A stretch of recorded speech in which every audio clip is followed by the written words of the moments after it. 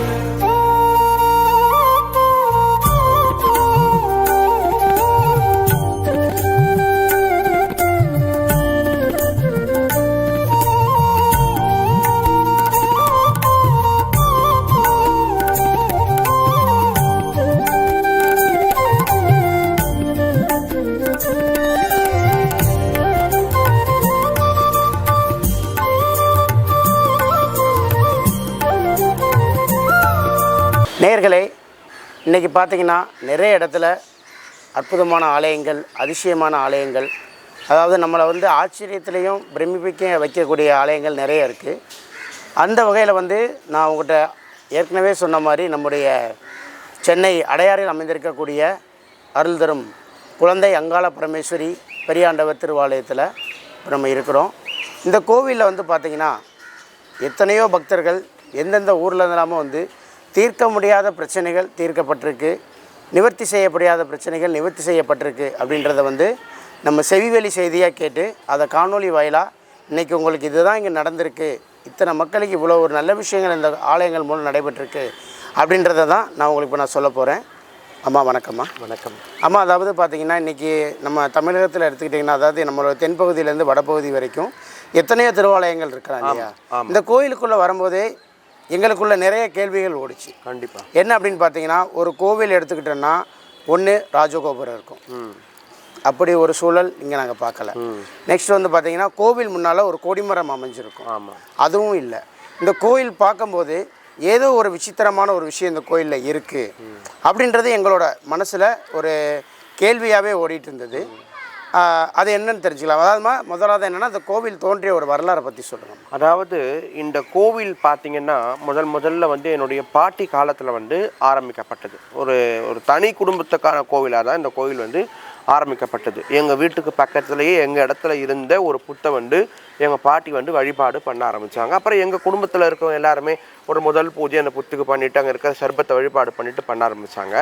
எனக்கு நான் வந்து வளர்ந்து வரும் பருவத்தில் வந்து என் மேலே வந்து அம்பாள் வந்து ஒரு 7 வயசில் வந்து அருள்வாக்குக்காக வந்து அமர்ந்தாங்க. அப்படி இருக்கும் பொழுது அருள்வாக்கு சொல்ல வந்து குழந்தையிலேருந்து நான் வந்து அருள்வாக்கு சொல்லிகிட்டு இருக்கேன். 7 வயசுலேருந்து அருள்வாக்கு சொல்லிகிட்டு இருக்கிறேன். அந்த வகையில் அருள்வாக்கு சொல்லி வந்து ஆலயம் வந்து பிரதானமான ஆலயமாக பெரிதாக வந்து ஆரம்பிக்கப்பட்டது. ஆலயம் வந்து கோவில் வந்து கட்டினோம். குடும்பத்துக்காக இருந்த கோவில் வந்து பல மக்களுக்கு வந்து குலதெய்வமாக வந்து மாறிப்போச்சு. ஏன்னா அந்த அளவுக்கு இந்த சாமி மேலே வந்து ஒரு நம்பிக்கை. இந்த இடத்துல அம்மன் வந்து அருள் வாக்கு கொடுக்கக்கூடிய வாக்கில் அந்த அளவுக்கு மக்கள் வந்து அதீத நம்பிக்கை. எந்த விஷயமா இருந்தாலும் இந்த கோயிலில் வந்து முதல்ல சொல்லிட்டு அம்மனை பிரார்த்தனை பண்ணிட்டு அருள் வாக்கு கேட்டு தான் பல குடும்பங்கள் இன்றைக்கும் வந்து ஆரம்பிக்கிறாங்க. அப்படி வந்து இந்த ஆலயம் வந்து கட்டி விசரணம் பண்ணி இந்த ஆலயத்துக்குன்னு சொல்லி கோசாலை வச்சுருக்கிறோம், அன்னதான மண்டபம் வச்சுருக்கிறோம். மேலும் வந்து ஆலய அறக்கட்டளைகள் அமைத்து அந்த அறக்கட்டளைகள் மூலியமாக வந்து இந்த கோவில் வந்து நிர்வகிக்கப்பட்டு வருகிறது. பல உறுப்பினர்கள் இந்த கோவிலில் வந்து இருக்கிறாங்க. முக்கியஸ்தர்கள் வந்து நிறைய பேர் இந்த கோவிலில் உறுப்பினர்களாக இருக்கிறாங்க. அந்த வாயிலாக கொடுக்கக்கூடிய நிதியின் வாயிலாக இன்றைக்கி வந்து கோவில் வந்து நடத்தப்பட்டு வந்து கொண்டு இருக்கிறது. இன்னைக்கு இந்த கோயில் வந்து பல பேருக்கு வந்து குலதெய்வமாக இந்த பெரியாண்டவர் சுவாமி இருக்கிறாரு. குழந்தை அங்காள பரமேஸ்வரி இருக்கிறாங்க. இந்த கோயிலில் வந்து நீங்கள் வந்து பிரதானமாக என்ன கேட்கணும் அப்படின்னு பார்த்தீங்கன்னா குழந்தை வரம். இந்த குழந்தை வரம் யாருக்கு குழந்தை இல்லையோ அவங்க வந்து இந்த கோயிலை வந்து குழந்தை வேண்டிக்கிட்டு குழந்தை கிடச்ச பிறகு அந்த குழந்தைய வந்து நம்மளுக்கு வந்து தத்து கொடுத்துருவாங்க. அது ரொம்ப சிறப்பான விஷயம். அதனாலேயே வந்து அம்மனுக்கு வந்து அடைமொழியாக குழந்தை அங்காள பரமேஸ்வரி அப்படின்னு வந்து மாறிப்போச்சு. இந்த திருநாமம் வந்து மாறிப்போச்சு. அப்படி அந்த ஆலயம் வந்து இன்றைக்கி ரொம்ப பெரிதாக பல மக்களும் வந்து தேடி வந்து பூஜையில் வந்து கலந்துக்கக்கூடிய அளவில் இன்றைக்கி ஆலயம் அமையப்பட்டிருக்கிறது. நீங்கள் கேட்டிருந்தீங்க, ஐயா அவர்கள் கேட்டிருந்தாங்க இந்த மாதிரி வந்து ஏன் இந்த கோயிலில் கோபுரம் இல்லை, கொடிமரம் இல்லை அப்படின்னு சொல்லிட்டு. இந்த கோவிலில் சுவாமி எல்லாமே அக்னி ஸ்வரூபம், வான் வழியாக வந்து போகக்கூடியதாக ஐதீகம். அதனால் வந்து கோபுரமோ கிடையாது. கொடிமரம் ஏன் வைக்கல அப்படின்னா இந்த கோயில் வந்து பலி பூஜை வந்து அடிக்கடிக்கு நடக்கிறதுனால வந்து நம்ம வந்து ஒரு கொடிமரம் வந்து வைக்கப்படவில்லை. அது மட்டும் கிடையாது, இந்த இடத்துல இருந்த கோவில் வந்து கோவில் அமைச்சு நீங்கள் கோபுரம் அமைச்சிங்கன்னா அந்த கோபுர ராஜ கதவை மூடுறது வந்து திருவண்ணாமலைக்கு கேட்கணும்னு சொல்லி சாமி அருள்வாக்க சொல்லிட்டாங்க. அதனால் இங்கே ராஜகோபுரமும் நாங்கள் கட்டப்படவில்லை. நல்ல அற்புதமான ஆலயமாக இருக்கிறது. எங்களால் முடிஞ்ச அளவுக்கு பாரம்பரியம் மாறாமல், அதுக்கப்புறம் வந்து சூழ்நிலைகள் வந்து பில்டிங்ஸ் தர போட்டு அந்த மாதிரிலாம் எதுவும் இல்லாமல் கிராமப்புற சூழ்நிலையே இந்த ஆலயத்தை நாங்கள் வந்து வச்சுருக்கிறோம். இன்னொரு விசேஷம் பார்த்திங்கன்னா நிறைய கோயிலில் வந்து பாட்டு கச்சேரி வைப்பாங்க, டான்ஸ் ப்ரோக்ராம் வைப்பாங்க. அதெல்லாம் இங்கே கிடையவே கிடையாது. அன்னதானம் தான் பிரதானம். அன்னதானத்தை தான் நாங்கள் வந்து எல்லாருக்கும் செய்வோம். பல வந்து ரொம்ப பெரிய ஆடம்பரமாக தேவையில்லாத செலவுலாம் செய்வாங்க. இங்கே அது கிடையாது. அம்மனுக்கு உண்டான பூஜை, அம்மனுக்கு உண்டான பூஜை முறைகள், அம்மனுக்கு உண்டான திருவிழா, நெருப்பு போடுறது, தீமிதி வைக்கிறது, கரகம் ஜோடிக்கிறது, பெரியாண்டவர் பூஜை போடுறதுன்னு சொல்லி நடக்கும். சிவராத்திரி அன்னைக்கு பெரியாண்டவர் பூஜை நடக்கும். அதில் பார்த்தீங்கன்னா பாட்டு கச்சேரியில் வைக்க மாட்டாங்க, அன்னதானம் மட்டும்தான் பண்ணுவாங்க ஐயா. ஆமாம், நல்லதுமா. இப்போ அடுத்ததாக என்னுடைய கேள்வி இல்லை, இது ஒரு பொதுவான கேள்வியாகவே வச்சுக்கோங்க. இப்போ நம்முடைய கோயிலில் பார்த்தீங்கன்னா சிறப்பு பூஜை நடக்க சொன்னீங்க, சிறப்பு பரிகாரங்கள் நடக்குனீங்க, ஒவ்வொரு பிரச்சனைக்கும் உண்டான தீர்வுகள் கிடைக்குனீங்க. இப்போ இது வந்து ரொம்ப ஒரு முதன்மையான கேள்வியாகவே நம்ம எல்லாருமே எடுத்துக்கிடலாம். அதாவது இப்போது இந்த செய்வினை, வசியம், இந்த மாதிரி வந்து இப்போ செய்வினை வந்து இந்த இடத்துக்கு போனால் நிவர்த்தி ஆகும் அப்படின்னு நீங்கள் ஆரம்பத்தில் சொன்னீங்க. அதே மாதிரி அந்த மருந்து ஏதாவது இருந்தால் அந்த வசியத்தை வந்து நாங்கள் வந்து மருந்து எடுத்து கொடுப்போம் அப்படின்னீங்க. ஆனால் நீங்கள் அந்த மருந்து தயாரிக்கிறீங்க அப்படின்னா இப்போ ஒரு விஷயங்கள் வந்து அவங்க பிரச்சனைன்னு வரும்போது, ஆனால் அந்த இடத்துல அதே விஷயம் மறுபடியும் அவங்களுக்கு வந்து ரிஃப்ளெக்ட் ஆகும்போது அதில் ஏதாவது ப்ராப்ளம் வராதம்மா?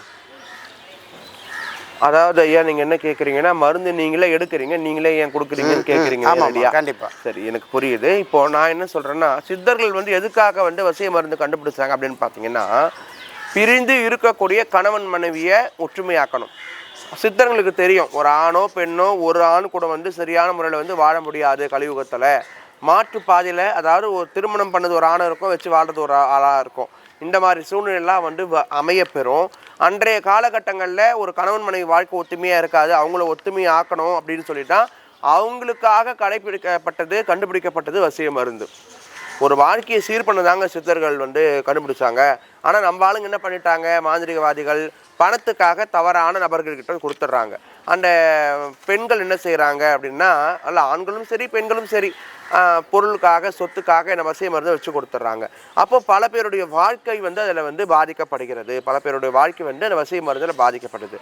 மருந்தை பற்றி வீரியமும் மருந்தை பற்றி குணாதிசயத்தையும் மருந்தை எப்படி எடுக்க தெரியணும்னா மருந்து செய்ய தெரியணும். நாங்கள் வந்து மருந்து கொடுக்கறது கணவன் மனைவியை வாழ வைக்க, தவறான கள்ள தொடர்பில் இருக்கிறவங்கள பிரிக்கிறதுக்காக, ஒருத்தவங்க வாழ்க்கையை சரி பண்ண தான் நாங்கள் மருந்து கொடுக்குறோம். அதே மாதிரி யாராவது மருந்தால் பாதிக்கப்படுறது அந்த மருந்தை வந்து எடுத்து விடுறோங்க. இதுக்காக தான் நம்ம செய்கிறோம் மருந்து, வேறு எதுக்காகவும் இல்லை. நம்ம அடுத்து வந்து பார்த்திங்கன்னா இப்போ இந்த செய்வினை இந்த மாதிரி பில்லி ஏவல் கோளாறு இந்த மாதிரி சொல்கிறாங்க. அப்போ அந்த செய்வினை பாதிப்பு வராங்க அப்படின்னா, இப்போ ஒரு நபர் பாதிக்கப்பட்டு வராங்க அப்படின்னா முழுமையாக அவங்களுக்கு தீர்வு கிடைச்சிருமா? இந்த செய்வினைன்றது அவங்க என்ன தான் பண்ணாலும் அது வந்து ரிஃப்ளெக்ட் ஆகிட்டே இருக்க என்னமா காரணம்? அதாவது இந்த செய்வனை, பில்லி, சூன்யம் இந்த அறிகுறி எல்லாமே முதல்ல வந்து மனதை பொறுத்தது. மனோதைரியம் மிக்கவர்களுக்கு வந்து இந்த செய்வனை, பில்லி, சூன்யம்னா அவ்வளோ சீக்கிரம் வந்து எஃபெக்ட் ஆகாது. ஏன்னா அவங்க மனதளவில் ரொம்ப வந்து தைரியமாக இருக்கிறாங்க. என்னதான் மனநலத்தில் தைரியம் இருந்தாலும் ஒரு காலகட்டத்தில் அவங்களும் இந்த மாதிரி நிலைக்கு ஆட்பட்டு ஒரு சில சாமியாரங்களை தேடி பரிகாரம் பண்ணிக்க விரும்புகிறாங்க. இந்த செய்வனை போக்கணும், அந்த மனநல பிரச்சனையை போக்கணும். சில பேர் டாக்டர்ஸை பார்த்து, சைக்காலஜிஸ்ட்டை பார்த்து அதுக்கப்புறமும் சரியாகலன்னு சொல்லி நம்மக்கிட்ட வராங்க. அப்போது இந்த மனநிலை வந்து 1 வருஷமா 2 வருஷமா வந்து கிடப்புலையே கிடந்து செய்வனை ஊறி கிடக்குது. அந்த மனசை வந்து மாற்றி கொண்டு வரணும்னா அதுக்கு சில காலகட்டங்கள் ஆகும்.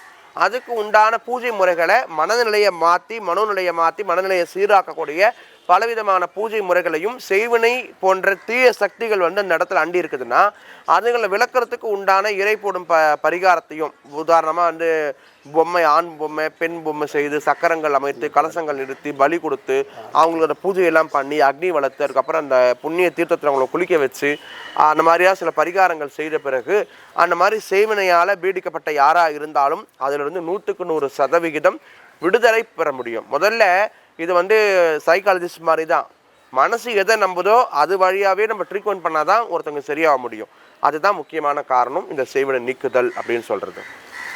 அம்மா அடுத்து வந்து இப்போ நீங்கள் வந்து இந்த இடத்துல நீங்கள் இருக்கிறீங்க, இங்கே ஒரு ஆலயம் அமைஞ்சிருக்கு, நீங்கள் வந்து இந்த அருள் வாக்கு சொல்கிறீங்க, அந்த வாக்கு உங்களுக்கு எப்படிமா கிடச்சிது அதை பற்றி சொல்லுங்கள்.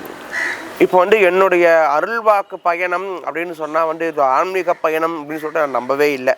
எங்கள் அம்மா சொல்லுவாங்க, எல்லாரும் வந்து சின்ன வயசில் வந்து விளையாடுவாங்க, கிரிக்கெட் பால் எடுத்து விளையாடுவாங்க, ஏதாவது ஒரு விளையாட்டு சாமான் எடுத்து விளையாடுவாங்க. ஆனால் நான் குழந்தையிலே வந்து போய் அம்மன் பூஜை அறைக்கு தான் போவேன், அந்த மாதிரி சாமி படங்களை தான் எடுப்பேன். அந்த மாதிரி ஒரு சின்ன வயசுலேருந்தே வந்து ஒரு ஈர்ப்பு, கடவுள் மேலே வந்து எனக்கு ஒரு ஈர்ப்பு, ஒரு செங்கலை வச்சு சாமி கும்பிட ஆரம்பித்து அந்த மாதிரி சில விஷயங்கள்லாம் வந்து நான் செய்ய ஆரம்பித்தேன்.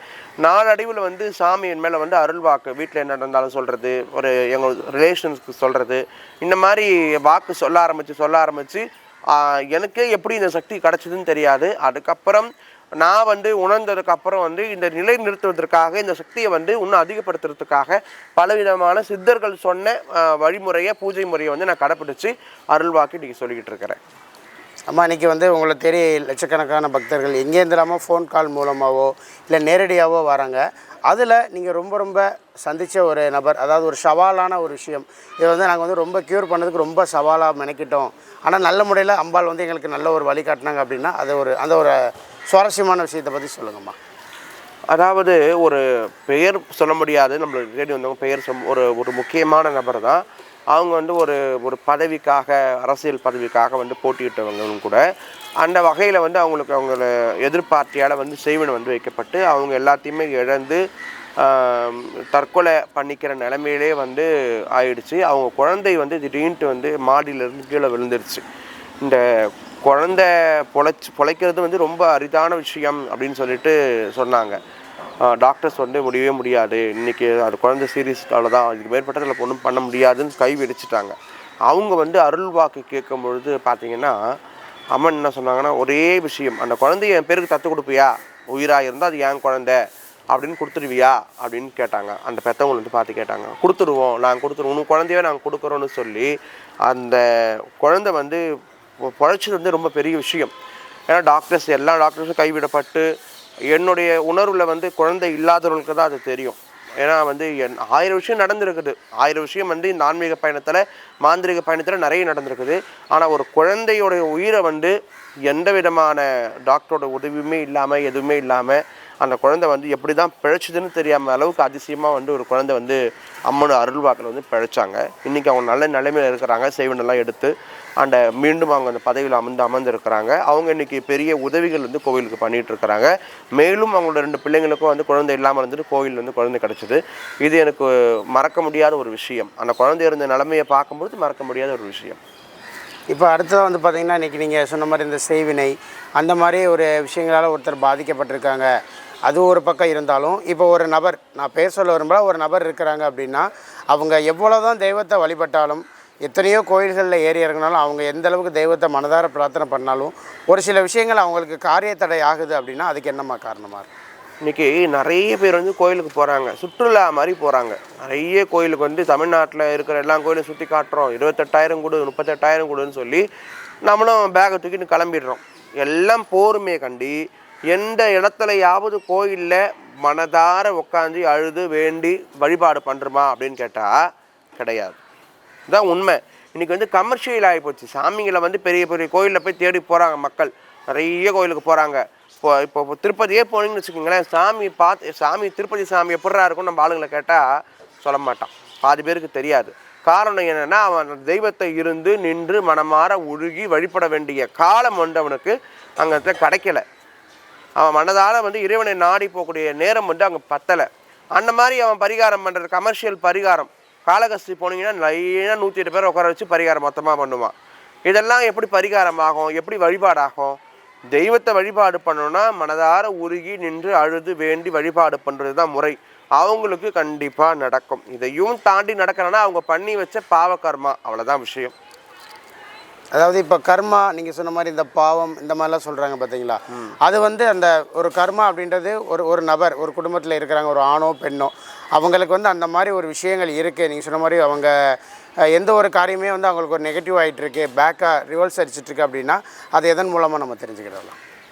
அதாவது வந்து ஒருத்தருக்கு வந்து குறிப்பிட்டு சில விஷயங்கள் உதாரணமாக வந்து ஏதோ நம்மளை சுற்றி சரியில்லை, செய்வினை இருக்குது, வில்லி சூனியம் இருக்குது, இந்த மாதிரி ஏதோ பாதிப்பு இருக்குது வீட்டிலன்னா அடிக்கடிக்கு வந்து வீட்டில் பள்ளி இறந்து போகும், தெய்வ அறிகுறிகள் இருக்காது, மின்சார பாதிப்பு, மின்சார பொருட்கள் நிறைய பாதிச்சிடும்.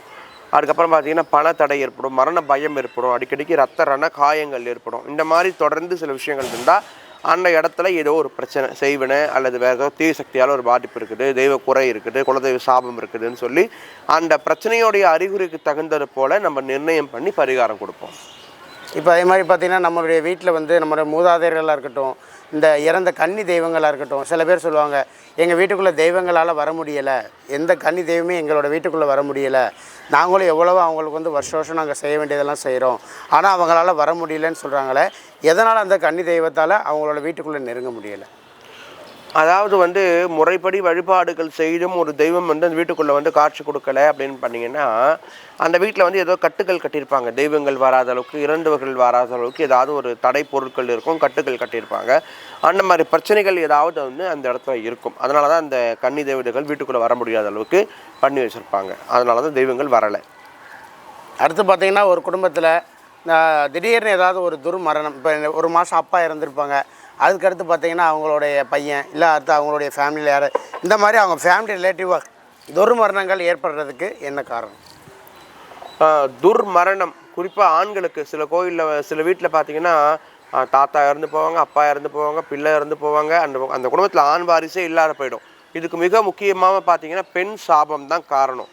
பிதுர் சாபம் அல்லது பெண் சாபம், முக்கியமாக பெண் சாபம். ஒரு அபலை பெண்ணால் வந்து ஒரு குடும்பம் சபிக்கப்பட்டிருக்குது, முன்னவர்கள் செய்த பிழையால் வந்து சபிக்கப்பட்டிருக்குது அப்படின்னா அந்த இடத்துல ஆண் வாரிசுகள் தங்காது, நிச்சயமாக வந்து ஆண் வாரிசுகள் தங்காது. அதுக்கு உண்டான பரிகாரத்தை செய்து அந்த சாந்தீர்த்தம் பண்ணும்பொழுது அந்த குடும்பத்தில் அந்த மாதிரி துர்மரணங்கள் கெட்ட சம்பவங்கள் நடக்காமல் இருக்கும். அதே மாதிரி இப்போ ஒரு திருமண தடை, அதாவது ஒரு குறிப்பிட்ட வயது தாண்டியும் அவங்களுக்கு திருமணம் ஆகாமல் இருக்கும், அதுக்கான காரணம் என்னன்னு தெரிஞ்சுக்கலாமா? இன்றைக்கி வந்து காலசர்ப தோஷம்னு சொல்லிட்டு நிறைய தோஷங்கள் இருக்குது. காலசர்ப தோஷம், சாயா தோஷம், தார தோஷம் சொல்லி இந்த மாதிரி நிறைய ஜாதகங்கள் இருக்குது. பரிகாரங்கள் பண்ணுறதையும் பார்க்கலாம். கமர்ஷியலாக வந்து நான் சொன்ன மாதிரி வந்து காளகஸ்தியில், திருநாகேஸ்வரத்தில் கமர்ஷியலாக தான் பரிகாரமே. அதுக்குன்னு சொல்லி டோக்கன் போட்டு பணத்தை கட்டி அப்படியும் பரிகாரம் பண்ணிகிட்ருக்கிறாங்க. என்ன கேட்டிங்கன்னா என்றைக்கு வந்து சில மூதாதையர்கள் முன்னவர்கள் செய்து வச்ச சட்டத்திட்டங்களை நம்ம மாற்றணுமோ அன்றைய காலகட்டங்கள்லேயே நம்மளை விட்டு வந்து எல்லாமே மாறி போச்சு. ஒரு குறிப்பிட்ட வருஷத்துக்கு முன்னாடி பார்த்தீங்கன்னா ஒரு 15 வயசில் 18 வயசில் கல்யாணம் பண்ணிடுவாங்க. 20 வயசுக்குள்ளே வந்து கல்யாணம் பண்ணிடுவாங்க. அப்படி பண்ணிங்கன்னா ஒருத்தரை புரிஞ்சுக்கிட்டு குழந்தை பெற்றுக்கிட்டு அதை வளர்த்து ஆளாக்கி வரதுக்குள்ளே 40 வயசு வரும். புரிதல் இருக்கும். குடும்பத்துக்காக உழைக்க வரதுக்கு அந்த பிள்ளைங்களுக்கு பொறுப்புணர்ச்சி வரும். இன்றைய காலகட்டங்களில் நீ சம்பாரிச்சு தான் கல்யாணம் பண்ணணும்டா, இப்போ பொண்ணு அவசியம் கிடையாது, அவனுக்கு இப்போ மாப்பிள்ளை அவசியம் கிடையாது, 40 வயசு வரைக்கும் நீ சம்பாதி அப்புறமா கல்யாணம் பண்ணுன்னா 40 வயசுக்கு மேற்பட்டு எவ்வளோ பணம் வச்சுருந்தாலும் எப்படி கல்யாணம் ஆகும்? வாழ வேண்டிய வயசில் திருமணத்தை பண்ணி வைத்தால் மட்டும்தான் அதுக்கு உண்டான சில விஷயங்கள் நடக்கும். காலம் தவறி தேடினால் எந்த பொருளும் வந்து கிடைக்காது. குறிப்பிட்ட சீசனில் தேடினா மட்டும்தான் குறிப்பிட்ட பழங்களே கிடைக்கிது. அப்படி இருக்கும்பொழுது குறிப்பிட்ட காலங்களில் நீங்கள் உங்கள் வாழ்க்கை துணையை தேட ஆரம்பிச்சிங்கன்னா நல்ல முறையில் திருமணம் நடக்கும். காலத்தையும் தாண்டி கொடுத்த வாய்ப்பெல்லாம் தாண்டி எதுவுமே பண்ணாமல் நீங்கள் பாட்டு உங்கள் இஷ்டத்துக்கு இருந்துட்டு தெய்வத்து மேலே குறை சொல்கிறதுல எந்த அர்த்தமும் கிடையாது. இப்போ திருமண தடை அப்படின்னு சொல்லி நம்மளுடைய திருவாலயத்துக்கு நிறைய பேர் வந்திருப்பாங்க இல்லையா? அப்படி எத்தனை பேருக்கு நிவர்த்தி ஆயிருக்குமா திருமண தடை? அதாவது நம்மக்கிட்ட ஜாதகம் பார்க்குறது நிறைய பேர் இன்னி வரைக்கும் வந்து ஜாதகம் வந்து நம்ம கையில் வந்து நிறைய ஒரு பஞ்சே இருக்கும். அவங்கவுங்க ஃபோன் பண்ணி அம்மா இந்த டைம் சரியில்லை, இந்த மாதிரி இருக்கேன்னு பார்த்து சொல்லுங்கன்னு சொல்லி ஃபோன் மூலியமாகவே வந்து கேட்டுப்பாங்க. அப்படி நான் பார்த்த நிறைய ஏராளம் இப்போ வந்து ஒரு 100-150 சிலைங்க இங்கே இருக்கும்னு நினைக்கிற பரிகார சிலைங்கள், நிறைய விக்கிரகங்கள். நம்மளுக்கு இன்னொரு கோவில் இருக்குது, அங்கே கொண்டு போய் எல்லாம் வச்சுட்டோம். ஏன்னா இங்கே இடம் பத்தலை அப்படின்னு சொல்லிட்டு நிறைய சர்ப்பங்கள் வெளியும் கொடுத்துருக்கோம். சர்ப்ப விக்கிரகம் இல்லாமல் சில பரிகாரங்கள் பண்ணியிருக்கோம். அந்த வகையில் பார்க்கும்பொழுது எப்படி இருந்தாலும் என் வயசுக்கு நான் ஒரு 2000 பேருக்குனாலும் பரிகாரம் பண்ணியிருப்பேன். சூப்பர்மா. அம்மா அடுத்து வந்து பார்த்தீங்கன்னா இப்போ நீங்கள் அந்த சொன்னீங்களா கால சர்ப்பதோஷம், அது வந்து ஒரு நபர்கிட்ட இருக்குது, இந்த மாதிரி இந்த சர்ப்பதோஷம் இருக்குது, இல்லை நாகதோஷம் இருக்குது, செவ்வாதோஷம் இருக்குது அப்படின்னா அந்த இதுக்கு உண்டான எளிய பரிகாரம் என்னம்மா? அதாவது ஒரு காலகட்டத்தில் பார்த்தீங்கன்னா அப்போலாம் சொல்லுவாங்க சர்ப்பதோஷம் இருக்குதுன்னா வலது தொடையில் வந்து நாகத்துடைய தலை இருக்குமா, அந்த தலை வந்து தொப்புல வந்து வயிறு பகுதி, அந்த பாம்போட வயிறு பகுதி சுற்றி அந்த வால் போய் இடது தொடையில் வந்து இருக்குமா. இந்த அடையாளம் யாருக்கு இருக்கோ அவங்களுக்கு வந்து சர்ப்பதோஷம் நாகதோஷம் இந்த பெண்ணை வந்து கட்டினா கணவன் வந்து தவறிடுவாங்கன்னு சொல்லி அந்த காலத்தில் பெரியவங்க சொல்லுவாங்க. அப்படிலாம் இன்னும் இருக்குது. அதையும் தாண்டி ஜாதகத்தில் ஒரு சில இடங்களில் ராகு கேது இருக்கும் இடம் பொறுத்து இன்றைக்கி கால சர்ப்பதோஷம் செய்வினை தோஷம் செவ்வாதோஷம் நிர்ணயிக்கப்படுகிறது. இந்த செவ்வாதோஷம் இருக்கக்கூடிய நபர்கள் வந்து என்ன பண்ணுறீங்கன்னா திருப்பைஞ்சியில் போயிட்டு கல்வாழை பரிகாரம் பண்ணிங்கன்னா நிச்சயம் உங்களுக்கு வந்து ஒரு நல்ல முடிவு தெரியும். இல்லைனா யாராவது ஒரு ஏழை பெண்ணுக்கு திருமாங்கல்யம் எடுத்து கொடுத்து கல்யாணம் பண்ணி வைக்கிறீங்க அப்படின்னா கண்டிப்பாக எல்லா தோஷத்துக்கும் ஒரே பரிகாரம் அதுதான், உங்கள் வாழ்க்கை மாறும். அதே மாதிரி பார்த்தீங்கன்னா இப்போ ஒரு சில பேர் வந்து ஒரு இடத்துல வீடு கட்டுறாங்க, அந்த இடத்துல வீடு கட்டி ஒரு 50% அந்த வேலை முடிஞ்சிருக்கும், பேலன்ஸ் ஒரு 50% அப்படியே நிற்கிது அப்படின்னா அதுக்கு என்னம்மா காரணமாக இருக்கும்? இப்போ வந்து ஒரு சில வீடுகளில் வந்து இன்றைக்கி பார்த்தீங்கன்னா கொத்தனார் வச்சு வேலை வாங்கும்போது ரொம்ப சிரமப்படுத்துவாங்க அந்த தொழிலாளர்களை. அப்படிலாம் செய்தீங்க அப்படிலாம் கஷ்டப்படுத்துறீங்கன்னா அவங்களுடைய சாபங்களே அந்த வீட்டை வந்து எழுப்ப விடாது. அப்புறம் பித்ரு தோஷங்கள் இருந்தாலும் அந்த வீடுகள் வந்து எழும்பாது. இந்த மாதிரி சில தோஷங்களால் பல பிரச்சனைகள் அந்த குடும்பத்தில் ஏற்படுறதுக்கு உண்டான வாய்ப்புகள் நிறைய இருக்குது. இப்படிப்பட்ட நபர்கள் வந்து பசுக்களுக்கு வந்து தானம் கொடுக்கறதுனாலையும் பசுகளுக்கு வெல்லம் கீரை இந்த மாதிரி கொடுக்கறதுனாலையும் தொழிலாளர்கள் கட்டிட தொழிலாளர்களுக்கு வந்து புடவை எடுத்து கொடுக்கறது சாப்பாடு போடுறது இந்த மாதிரி செய்கிறதுனாலையும் மேலும் வந்து எங்களுக்கு வந்து இதெல்லாம் பண்ணியும் வந்து எனக்கு வீடு கட்ட முடியலன்னா நிறைஞ்ச அமாவாசை அன்னைக்கு 5 குடுவையில் வந்து உள்ள தும்டிக்காய் போட்டு கல்லுப்பை கொட்டி வாயை கட்டி அதுக்கு வெத்தலை பாக்கு பழம் வச்சு தேங்காய் உடச்சி வழிபாடு பண்ணிவிட்டு 4 மூலையில் புதைச்சி நடுவுலையும் புதைச்சி பூசணிக்காய் உடச்சி 4 பக்கம் வச்சிங்க அப்படின்னா ஒரு 3 அமாவாசைக்குள்ளே அந்த வீடு வந்து கம்ப்ளீட் ஆகிடும். அந்த மாதிரி ஒரு சூப்பர் பரிகாரம் அது. கை கண்ட பரிகாரம் நிறைய பேருக்கு பண்ணி கொடுத்து நடந்திருக்கு. நீங்களும் முயற்சி பண்ணி பார்க்கலாம். இதுக்கு யாரோட உதவியும் தேவை கிடையாது.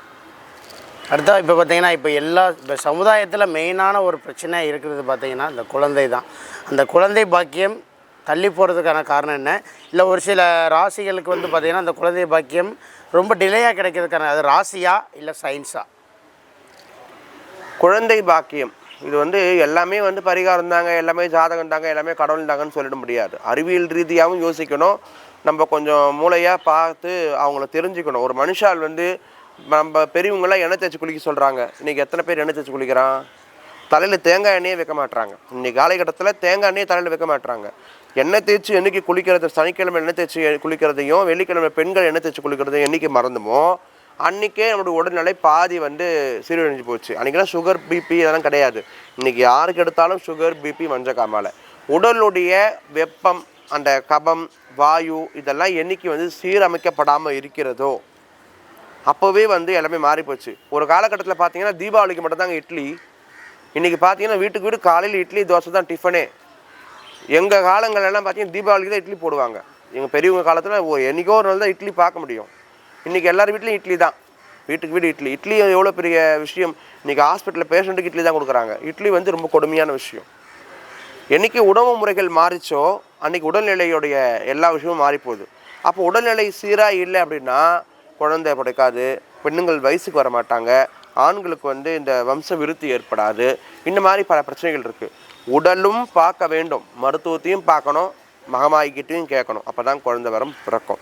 நீங்கள் சீராக இருந்து கிடைக்கலன்னா அதுக்கு உண்டான பரிகாரம் பண்ணலாம். ஜாதகம் பார்த்தோ இல்லை அருள் வாக்கு கேட்டோ ஏதாவது கர்மா இருந்தால் அதுக்கு பரிகாரம் பண்ணலாம். முதல்ல நீங்கள் உடம்பை பார்த்துக்கணும், சரிங்களா? அதே மாதிரி ஒரு மாந்திரிகம் செய்கிறாங்கன்னா அவங்களுக்கு வந்து ஜாதகம் தெரியணும், காலம் தெரியணும், அப்புறம் மருத்துவம் தெரியணும், மூலிகைகள் என்னென்ன, மூலிகை இனம் என்ன, இதை தெரிஞ்சவங்க தான் மாந்திரிகம் செய்ய முடியும். எல்லாராலையும் மாந்திரிகம் செய்ய முடியாது. ஆக வைத்தியம் தெரிந்தவனுக்கு தான் இந்த மாந்திரிகம் செய்ய முடியும். நீங்கள் உடம்பை எந்த அளவுக்கு நீங்கள் பராமரிக்கிறீங்களோ, பாதுகாக்கிறீங்களோ, உடம்பு சூட்டை தனித்து வச்சுக்கிறீங்களோ அந்த அளவுக்கு பிள்ளை பேரில் குறை இருக்காது. அதே மாதிரி பெண்களும் நல்லா ஓடி ஆடி வேலை செய்யணும், கண்டதையும் தின்னக்கூடாது. உடம்பு வந்து ஒரு பெண்கள்லாம் இப்படி தான் இருக்கணும்னு சொல்லி நம்ம ஒரு கற்பனையில் இருப்போம், நம்மளே ஒரு கற்பனையில் இருப்போம். அந்த லிமிட்டை தாண்டும் பொழுது இந்த குழந்தை பிரச்சனைகள்லாம் ஏற்படும். இப்போ அடுத்ததாக வந்து நீங்கள் அந்த குழந்தை பாக்கியம் அந்த விஷயங்கள் நல்லா அற்புதமாக சொன்னீங்க. திருமண தடைகள் இந்த மாதிரி சொன்னீங்க. இப்போ ஒரு குடும்பத்தில் எடுத்துக்கிட்டோம் அப்படின்னா மெயினாக வந்து அந்த முன்னோர்கள், அந்த பித்ரு தோஷம்னு சொல்லுவாங்க. இப்போ சில பேர் சொல்லுவாங்க உங்களுக்கு வந்து அந்த முன்னோர்களுடைய சாபம் இருக்குது, முன்னோர்களுடைய அந்த ஒரு தோஷம் இருக்குன்றாங்க. அதுக்கான எளிய பரிகாரம் என்னன்னு சொல்லுங்கம்மா. ஆமாங்க, நீங்கள் இப்போ ஒரு நல்ல கேள்வி. இந்த கேள்வி நான் மறுபடியும் அதே உங்களை கேட்குறேன். அனாதை ஆசிரமங்கள், முதியோர் இல்லங்கள் வந்து என்று ஆரம்பிக்கப்பட்டது? எந்த காலத்தில் ஆரம்பிக்கப்பட்டது? ராஜா காலத்தில் இருந்ததா? நம்மளுடைய தாத்தா பாட்டி காலத்தில் இருந்ததா? இதெல்லாம் கிடையாது.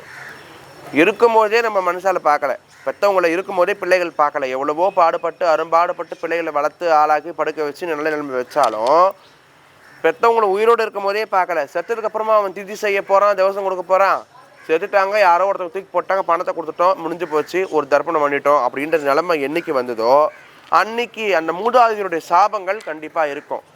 பெத்த தாய் தந்தையோ ஒருத்தன் பார்க்கல, வயிறார பசி யார அவனுக்கு உணவு கொடுக்கல, பசி இருக்குது அப்படின்னா அந்த சாபனம் வந்து கண்டிப்பாக பிள்ளைங்களுக்கு இருக்கும். இந்த வகையில் வந்து நீங்கள் இறந்தவர்களுக்கு திதி கரெக்டாக கொடுக்கணும், தர்ப்பணம் கரெக்டாக செய்யணும், முன்னோர்களை மதிக்கணும், முன்னோர்கள் ஆசையை நம்ம வந்து பெறணும்.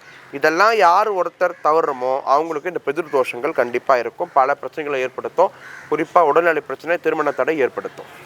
அம்மா என்னுடைய நெருங்கிய நண்பர் தான் இவர். வந்து எப்படின்னா மதத்துக்கு அப்பாற்பட்டவர், அதாவது இவர் ஒரு கிறிஸ்துவ மதத்தை சேர்ந்தவர். ஆனால் இவர் என்னென்னா இவர் வந்து எல்லா ஹிந்து அனுகிரகத்துலேயும் இவர் வந்து உள்ளே வராரு, எல்லா கோயில்கள்லையும் போய் ப்ரேயர் பண்ணுறாங்க. ஆனால் இவர் வந்து முழுக்க முழுக்க அந்த ஒரு கிறிஸ்துவ மதத்தை தான் சேர்ந்துருக்கிறாரு. இது இவருக்கு இந்த கடவுள் கொடுத்த ஒரு பிளஸ்ஸிங்கா இல்லை இவர் அந்த சந்தர்ப்பத்தை பயன்படுத்திக்கிறாராம்மா? அதாவது என்னை பொறுத்த வரைக்கும் பார்த்திங்கன்னா கடவுள் எல்லாமே ஒருத்தங்க தான். நம்ம இந்துன்ற அடையாளம், கிறிஸ்தவர் அடையாளம், முஸ்லீம்ன்ற அடையாளம் வந்து நம்ம பெற்றவங்க நம்மளுக்கு கொடுக்கக்கூடியது, நம்ம பெற்றவர்கள் நம்மளுக்கு கொடுக்கக்கூடியது. இந்து வயிற்றில் பிறந்த பிள்ளை முஸ்லீம் வீட்டில் குழந்தைலேருந்து வளருதுன்னா அதுக்கு கடவுள் வந்து முஸ்லீம் தான், அதாவது அல்லாஹ் தான். இந்து மத கடவுள் கிடையாது. நம்மளை மனம் எதை ஏற்றுக்கொள்கிறதோ அதுதான் கடவுள். என்னை பொறுத்த வரைக்கும் இந்த மரம் சாமின்னா சாமி தான், இந்த கல் சாமின்னா சாமி தான். இதுக்கிட்ட தான் எல்லாமே நடக்கும். நான் இதுக்கிட்ட இந்த கல்லுக்கிட்ட போய் நின்று கல்யாணம் பண்ணி வைக்கினா பண்ணி வைக்கும், குழந்தை கொடுன்னா கொடுக்கும். என்னோடய நம்பிக்கை எது மனசு ஆழமாக நம்புதோ அதுதான் அவனுக்கு கடவுள். அது இஸ்லாமோ கிறிஸ்டியனோ இந்துவோ புத்தரோ எது வேணாலும் இருக்கலாம், தப்பு கிடையாது. எந்த மதத்தினரும் எந்த தெய்வத்தை வேணாலும் வழிபாடு பண்ணலாம், அதில் எந்த விதமான தவறும் கிடையாது. ஆனால் இந்து சனாதனத்தில் நான் ரொம்ப இம்பார்ட்டன்ஸ் கொடுக்குறேன் அப்படின்னா அதில் வந்து கட்டுப்பாடுகள் கிடையாது. கட்டுப்பாடுகள் இல்லாமல் இருக்கிறது எந்த அளவுக்கு இந்து மதத்துக்கு சாதகமோ அதே அளவுக்கு கேடும் விளைவிக்குது. ஏன்னா குறிப்பிட்ட சமுதாயங்கள் இன்றைக்கி நோக்கத்தோடு வளர்க்கப்படுது, மேம்படுத்தப்படுது. இந்து சனாதனம் வந்து இன்றைக்கி வந்து அங்கங்கே அழிக்கப்பட்டு கொண்டிருக்கிறது. இதுக்கு காரணம் சரியான கட்டுப்பாடுகள் இல்லாதது தான். இந்து மதத்தில் இருக்கிறவங்க எந்த சாமியனா கும்பிடலாம், பிரச்சனையே கிடையாது. ஆனால் ஒரு கிறிஸ்தவம் போய் இது பண்ணிட்டாங்கன்னா உடனே பல கேள்வி கேட்பாங்க, ஏன் கும்பிட்ட, எதுக்கு கும்பிட்ட, இந்த மாதிரி விஷயங்கள் கிடையாதுங்க. யார் வேணாலும் நம்ம கடவுளை கும்பிடலாம்.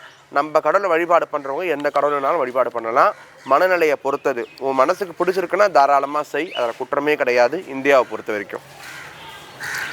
அடுத்த கேள்வி என்ன அப்படின்னா, இந்த ஒரு விஷயத்தில் ஒவ்வொரு மனிதனுமே தன்னுடைய சூழ்நிலையின் காரணமாகவோ இல்லை அவருக்கு அவருடைய நேரம் காலங்கள் அந்த அடிப்படையில் வந்து இந்த விஷயத்தில் அவர் வந்து மாட்டிக்கிறாரு. கடன் பிரச்சனை, அதாவது கடன் தொல்லை. இந்த கடன் அதுலேருந்து அவங்க சீக்கிரமாக விடுபடணும் அப்படின்னா அதுக்குண்டான ஒரு எளிய பரிகாரம் என்னம்மா? கடன் சுமை தீர வேண்டும் என்றால் ஒரு 2-3 விஷயங்கள் செய்கிறோம். வழிபாட்டு சம்மந்தமாக சொல்கிறேன். அளவுக்கு அதிகமாக கடன் தானாகவே வந்து வாங்கிக்கக்கூடாது. பேராசைப்பட்டு பெருநஷ்டம் வந்து யாருமே அடையக்கூடாது. உங்கள் வீட்டில் வந்து ஒரு உண்டியல் வச்சுக்கோங்க. குளிகை டைமில் தினம் கேலண்டரில் குளிகைன்னு சொல்லிட்டு ஒரு டைம் இருக்கும். அந்த டைமில் வந்து ஒரு ரூபா நீங்கள் வந்து போடுங்க. கூட ஒரு பச்சை கற்பூரம் ஒரு இனுக்கு போடுங்க. இது வந்து ஒரு தாந்திரிக பரிகாரம். பணம் வந்து நம்மளுக்கு நிறைய சேரும். இன்னொரு விஷயம் என்ன செய்யணும்னா, புதன்கிழமையில் லக்ஷ்மி நரசிம்மர் வழிபாடு பண்ணணும். அவங்களுக்கு சனிக்கிழமையிலையும் புதன்கிழமை வழிபாடு பண்ணி பானகம் நிவேதம் பண்ணி கொடுத்தீங்கன்னா உங்களுடைய கடன் சுமை சீக்கிரமாக காணாமல் போயிடும். சோழிங்கர் பழமையில் இருக்கக்கூடிய நரசிம்ம பெருமாளை போயிட்டு கார்த்திகை மாதம் தரிசனம் பண்ணிங்கன்னா எப்பேற்பட்ட கடன் பிரச்சனை நீங்கள் விடுபட முடியும். இடம் இந்த மாதிரி ஒரு விஷயங்களை வந்து ஒரு நபர்கிட்ட வந்து கையாடிட்டாங்க, இல்லை உள்ள ஒரு நபர் வந்து ஏமாற்றப்பட்டுட்டாரு, இல்லை அவர் தன்னுடைய புத்தி இழந்து கொடுத்துட்டாரு அப்படின்னா அந்த மாதிரி சொத்துக்கள் வர்றதுக்கான ஒரு எளிய பரிகாரமா? என்னை வந்து நீதி தவறி ஒருத்தவங்க ஏமாற்றிட்டாங்க, எனக்கு துரோகம் இழைச்சிட்டாங்க, எனக்கு சொத்து எங்கள் அண்ணன் கொடுக்கல, என் தம்பி கொடுக்கலன்னா நேராக கிளம்புங்க மாசாணியம்மன் கோயிலுக்கு போயிட்டு மிளகாய் அரைச்சி வச்சுட்டு வந்துடுங்க. 90 நாளில் நீதி கிடைக்கும். திரும்ப போய் நல்லெண்ணெய் அபிஷேகம் பண்ணி பூஜை பண்ணி உங்களுடைய குறையை தீர்த்துக்குங்க. அதே போல் தில்லை காளிக்கு போயிட்டு வேண்டிட்டு வாங்க. 90 நாளில் நல்லெண்ணெய் அபிஷேகம் பண்ணுங்க. நீதி உங்கள் பக்கம் இருந்தால் வெற்றி உங்கள் பக்கம் இருக்கும். ஆமாம், இப்போ நம்முடைய கோவிலில் பார்த்தீங்கன்னா அருள்வாக்கு நடக்குது, இந்த மாதிரி வந்து பக்தர்கள் வராங்க அப்படின்ட்டு நீங்கள் எல்லாம் சொன்னீங்க. இது எந்தெந்த மாதிரி நாட்களில் நடக்குது, அவங்க எப்படி உங்களை தொடர்பு கொள்ளணும் அப்படின்ற டீட்டெயிலாக நீங்கள் சொல்லுங்கம்மா. இப்போது என்னை பற்றி வந்து நிறைய பேர் வந்து சோஷியல் மீடியாவில் வந்து பார்க்குறீங்க. நிறைய வீடியோஸ் வந்து என்னோடய வீடியோஸ் வந்து பார்க்குறீங்க. இந்த ப்ரோக்ராம் பார்க்குறீங்க. பார்த்துட்டு என்கிட்ட ஜாதகம் பார்க்கணும், இல்லை வேறு ஏதோ விஷயங்கள் என்கிட்ட வந்து ஆலோசனை பண்ணணும், என்கிட்ட நீங்கள் பேசுகிறது மூலிமா உங்கள் பிரச்சனைக்கு நீங்கள் தீர்வு கிடைக்கும்னு நம்புனீங்க அப்படின்னா அருள்வாக்கு கேட்க தனிப்பட்ட விஷயம். அருள்வாக்கு சாமி வந்து அருள்வாக்கு சொல்கிறது வேறு விஷயம். அது வந்து யாராலையும் தீர்க்க முடியாது, கடவுளால் தான் தீர்க்க முடியுன்ற நம்பிக்கை மனசுக்குள்ளே இருக்கும்போது அருள்வாக்கு பார்க்கறதுக்கு வந்து செவ்வாய்க்கிழமை வெள்ளிக்கிழமையில் அமாவாசை காலங்களில் அருள்வாக்கு கேட்க வாங்க. இந்த அருள்வாக்கு கேட்க வரீங்க அப்படின்னா முன்பதிவு வந்து ரொம்ப அவசியங்க. யாராக இருந்தாலும் வந்து முன்பதிவு பண்ணிட்டு தான் வரணும். இதுக்கு ஒரு பதிவு கட்டணம் அப்படின்னு ஒன்று இருக்குது. அது ஆன்லைன் ஜிபே மூலிமா ஃபோன்பே மூலிமா நீங்கள் பண்ணிவிட்டு அதுக்கு பிறகு வந்து நீங்கள் நேரடியாக வந்தீங்கன்னா உங்களுக்கு அருள்வாக்கு சொல்லுவோம். ஃபோனில் வந்து அருள்வாக்கு சொல்ல மாட்டோம்.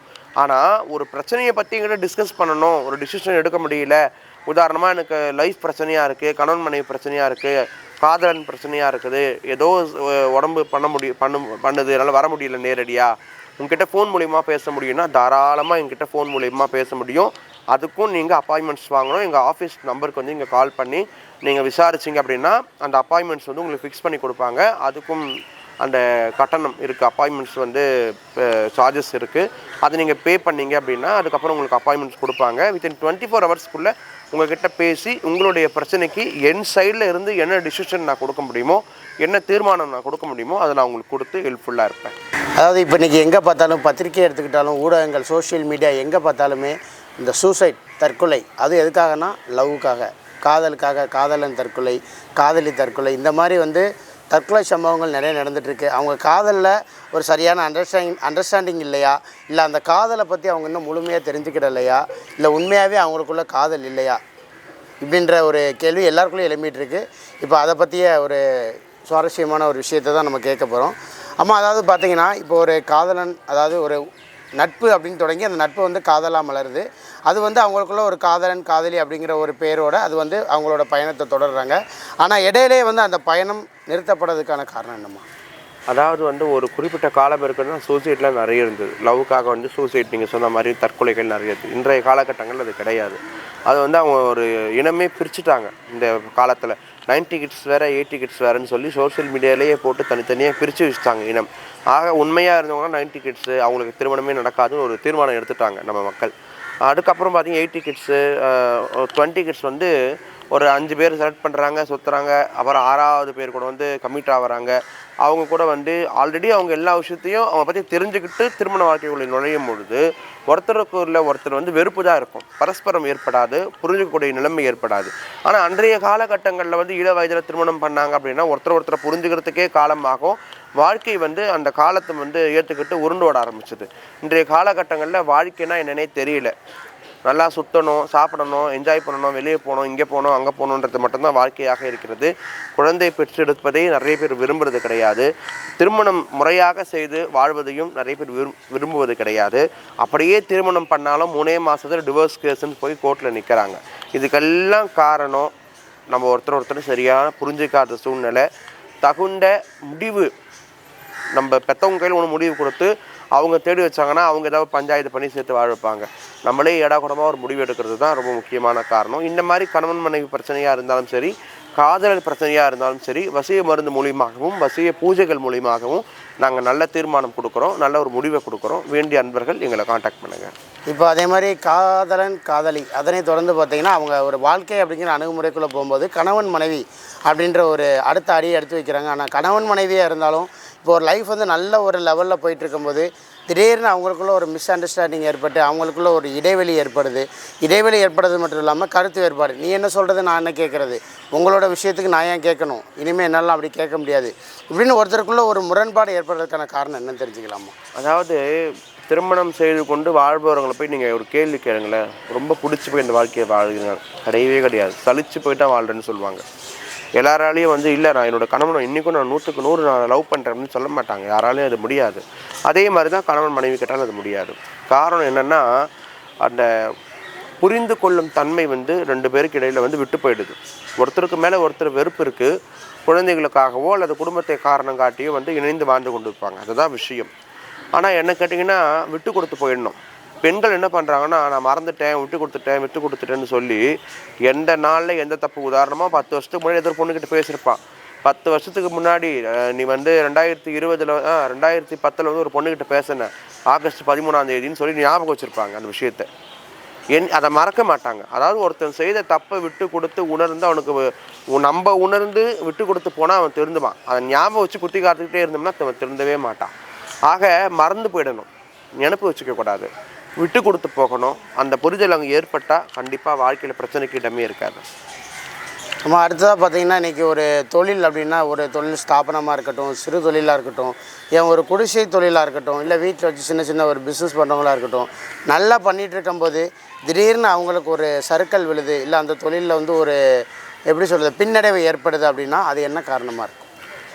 தொழில் பின்னடைவு ஏற்படுது அப்படின்னா தனக்கு கீழே வந்து வேலை செய்கிறவங்கள நல்ல முறையில் கவனிச்சிக்கணும். இன்னொரு விஷயம் உன்னிப்பாக பார்க்கணும், அவங்க என்ன பண்ணுறாங்க, ஏது பண்ணுறாங்க, அவங்க சரியாக தான் வேலை செய்கிறாங்களா. நம்ம அந்த தொழில் மேலே ரொம்ப கவனமாக இருக்கணும். அந்த தொழிலை விடுத்து அடுத்த விஷயத்தில் கவனமாக இருக்கக்கூடாது. எல்லாத்தையும் தாண்டி ஏதோ பிரச்சனை ஏற்படுத்தினா அதுக்கு கால நேரங்கள் சரியில்லாமல் இருக்கலாம். அதுக்கு தெய்வங்கள் தான் வந்து பரிகாரம் சொல்லணும்.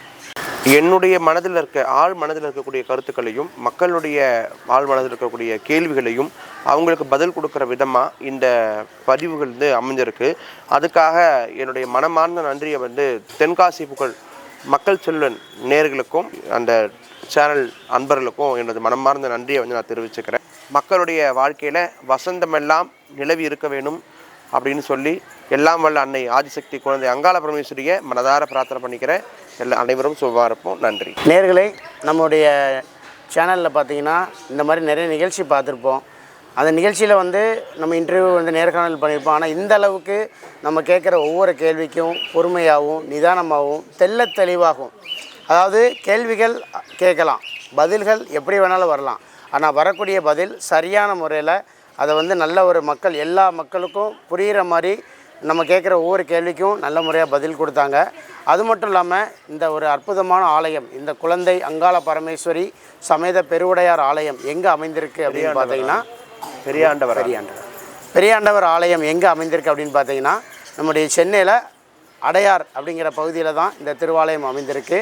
நீங்கள் வந்து ரயில் மூலமாக வந்தீங்க அப்படின்னா எக்மோரில் இறங்கி அங்கேருந்து நம்ம அடையார் போகக்கூடிய பேருந்தில் இறங்கி கொஞ்சம் வாக்கபிள் டிஸ்டன்ஸில் தான் இந்த கோவில் இருக்குது. அதே மாதிரி பேருந்தில் வந்தீங்க அப்படின்னாலுமே நம்மளுடைய அடையார் பேருந்து நிலையத்திலிருந்து மிக மிக அருகாமையில் தான் இந்த ஆலயம் அமைந்துள்ளது. இந்த ஆலயத்துடைய சிறப்பு உங்களுக்கு நம்மளுடைய முந்தைய பதிவிலே நம்ம சொல்லியிருந்தோம். ஒவ்வொரு நாட்கள்லையுமே சிறப்பான பூஜைகள், சிறப்பான பரிகாரங்கள், மெயினாக வந்து பில்லி, ஏவல், சூனியம், பேய், பிசாசு, இல்லை இந்த மாதிரி செய்வினை கோளாறு, இந்த மாதிரி உள்ள எத்தனை பிரச்சனை இருந்தாலும் ஆயிரக்கணக்கான பக்தர்கள் இங்கே வந்து ஒவ்வொரு நாளும் வந்து இங்கேயே தங்கியிருந்து இங்கே வந்து தங்குறதுக்கான வசதி, அதாவது எல்லாமே இங்கே அற்புதமாக இருக்குது. சென்னையில் எங்களுக்கே ஒரு ஆச்சரியம் என்ன அப்படின்னா, ஒரு கிராம சூழல் சார்ந்த மாதிரி ஒரு கோவில், இப்போ நம்ம ஒரு ஏரியாலாம் இருக்கும் பார்த்தீங்களா, ஒரு அம்மன் கோவில், அந்த ஒரு இயற்கையான இடம், தோப்பு, அந்த மாதிரி ஒரு செக்டாரில் தான் அந்த கோவில் அமைஞ்சிருக்கு. நிச்சயமாக நீங்கள் சென்னை வந்தீங்கன்னா, சென்னையில் எவ்வளோ இடங்கள் இருந்தாலும் மிஸ் பண்ணாமல் இந்த அருள் தரும் அங்காள பரமேஸ்வரி அம்மன் பெரியாண்டவர் சுவாமி கோவிலுக்கு கட்டாயம் நீங்கள் வரிய போகிறீங்க. கண்டிப்பாக நிச்சயமாக 100% நாங்கள் அதாவது நாங்கள் கேட்ட வரைக்கும் ஒவ்வொரு பக்தர்களுமே எங்களுக்கு இங்கே வந்து நல்லது நடந்திருக்கு, எங்களோட வாழ்க்கையில் மாற்றங்கள் நடந்திருக்கு, இந்த ஆலயத்துக்கு வந்ததுக்கப்புறம் எங்களுடைய வாழ்க்கையில் நிறைய முன்னேற்றங்கள் நாங்கள் அடைஞ்சோம் இப்படின்னு தான் ஒவ்வொருத்தருமே சொன்னாங்க. அவங்க சொன்ன விஷயங்கள் சொல்கிறத விட கேட்குறத விட நாங்கள் அதை பார்த்தும் தெரிஞ்சுக்கிட்டோம். நிச்சயமாக நேயர்களே, நீங்களும் இந்த கோயிலுக்கு வாங்க. உங்களோட வாழ்க்கையில் என்ன பிரச்சனையாக இருந்தாலும் இந்த சன்னிதானத்தில் நீங்கள் காலடி வச்ச முதல் அடியில் உங்களுடைய பிரச்சனை விலகும், 2வது அடியில் உங்களுக்கு சந்தோஷம் கிடைக்கும், 3வது அடியில் உங்களுடைய வாழ்க்கையில் நடக்கக்கூடிய எல்லா விஷயங்களும் அற்புதமாக நடக்கணும்னு சொல்லி இதே மாதிரி ஒரு அற்புதமான நிகழ்ச்சியின் வாயிலாக உங்கள் அனைவரையும் நான் சந்திக்கிறேன். மேலும் இதே போன்ற ஒரு மேலும் ஒரு அற்புதமான ஆலயங்கள், அதிசயமான ஆலயங்கள் நம்மளுடைய பகுதியில் தொடர்ந்து வர இருக்குது. இந்த கோவிலை பற்றிய தகவல்கள், மேலும் இதோடைய தகவல் தெரிஞ்சுக்கணும் அப்படின்னா நம்மளுடைய தென்காசி புகழ் மக்கள் செல்வன் யூடியூப் சேனலுடைய டிஸ்கிரிப்ஷன் பகுதியில் இவங்களோட கான்டாக்ட் நம்பர், டீட்டெயில்ஸ் எல்லாமே நாங்கள் கொடுத்துருக்கோம். நீங்கள் கேட்டு தெரிஞ்சுக்கலாம். மீண்டும் அற்புதமான ஒரு நிகழ்ச்சியின் வாயிலாக உங்களை அனைவரையும் நான் சந்திக்கிறேன். அதுவரை உங்களிடமிருந்து அன்பு கூறி உங்களோட பாசத்துடன் விடைபெறுவது உங்கள் அன்பு தம்பி விஜே நெல்லை. நன்றி, வணக்கம். ரசிகனை ரசிக்கும் தலைவா.